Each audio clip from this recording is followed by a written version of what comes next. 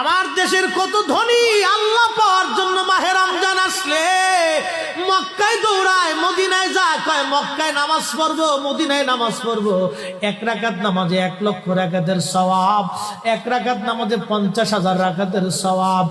উমরা করে মক্কায় কাটায় সময় মদিনায় কাটায়, মক্কায় কোরআন খতম দিতে চায়, মদিনায় কোরআন খতম দিতে চায়।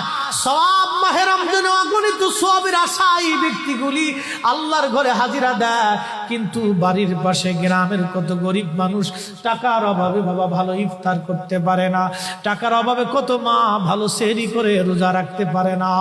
এই ধনীরা এই গরিব মানুষের ঘরে খাবার না দিয়ে আল্লাহরে পাওয়ার জন্য মক্কা মদিনায় দৌড়ায়। আল্লাহ ডাক দেখো, বান্দা একবার মরে দেখ, কায়দা মতো জুতা দিয়ে পিটামো, আমার বান্দারা না খায় ইফতার করবে, আর তুই আল্লাহ পাওয়ার জন্য মক্কায় আইছো, এমন আল্লাহ আমি ধরা দেব না।